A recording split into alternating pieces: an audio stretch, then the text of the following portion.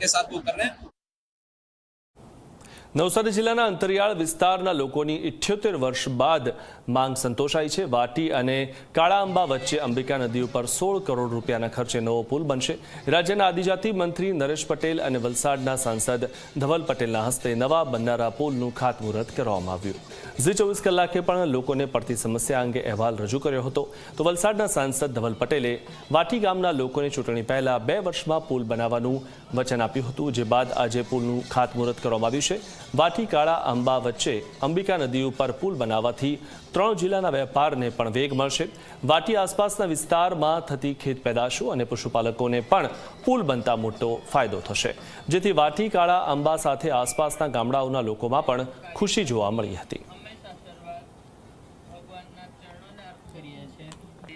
નવસારી, તાપી અને ડાંગ જિલ્લા માટે ઐતિહાસિક દિવસ છે, કારણ કે કાળા આંબા અને વાટીને જોડતો બ્રિજની આજે પ્રતીક્ષા 78 વર્ષથી પૂર્ણ થઈ અને આજે આપણે સત્તાવાર રીતે આનું ખાતમુહૂર્ત કર્યું છે। 16 કરોડના રૂપિયે આજે બ્રિજ બનવા માટે કામ ચાલુ થવાનું છે। સૌથી પહેલા આપણા પ્રધાનમંત્રી નરેન્દ્ર મોદી સાહેબ સાથે આપણા ગુજરાતના મુખ્યમંત્રી ભૂપેન્દ્ર પટેલ સાહેબ, ઉપમુખ્યમંત્રી હર્ષભાઈ સંઘવી સાથે જ આપણા ટ્રાઇબલ કેબિનેટ મિનિસ્ટર એવા નરેશભાઈ પટેલને ખૂબ ખૂબ દિલથી ધન્યવાદ આપવા માંગુ છું કે 16 કરોડના ખર્ચે આ બ્રિજ મંજૂર કર્યો છે, જેના લીધે વર્ષો જૂની જે પરેશાની હતી આપણા ગામના લોકોએ 25 થી 30 કિલોમીટરનો ચકરાવો કરવો પડતો અને વરસાદના સમય પર એમને જાણો કે શાળા હોય કે રોજગાર હોય કે બીજી સુવિધામાં એકદમ એમને અત્યંત પીડા થતી હતી। એનો પીડાનો હવે અંત આવવાનો છે અને પુલ આજે મંજૂર થઈ ગયો છે અને આજની તારીખમાં ખાતમુહૂર્ત પણ થઈ ગયું છે। ત્યારે અમને તો આ એકદમ જીવતે જી આખું સપનું અમારું સાકાર થઈ ગયું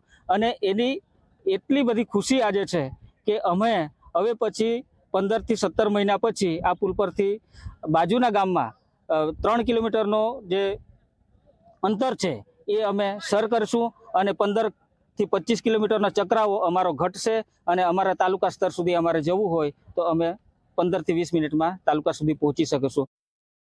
જે વાટી ગામમાં એક અનેરો ઉત્સાહનો દિવસ છે, કારણ કે આજે આઝાદીના 78 વર્ષ બાદ પહેલીવાર વાટી ગામ જે 4 મહિના માટે ચોમાસામાં વાંસદાથી છૂટું પડી જતું હતું, વિખૂટું થઈ જતું હતું, કારણ કે અહીંયા પુલ ન હોવાને કારણે આજે અહીં પુલ મંજૂર થઈ ગયો છે અને અમારા માનનીય કેબિનેટ મંત્રી નરેશભાઈ અને અમારા લોકલાડીના સાંસદ સભ્ય ધવલભાઈ પટેલના હસ્તે અહીં ખાતમુહૂર્ત થઈ ચૂક્યું છે અને આવનારા 15 મહિનામાં અહીં પુલ રેડી થઈ જશે અને લોકોની સુખાકારી માટે એક અનેરું પાવન અવસર છે।